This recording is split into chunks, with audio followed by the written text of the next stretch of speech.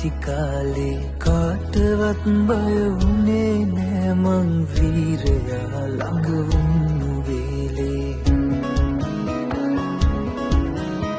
පීරි ගැහිලා කුඹියන්ටත් මාවතේ ඇවිදින්න ඉඩදී කුඩු හදනා කුරුල්ලන්සේ නිදහසේ පියවන්නේ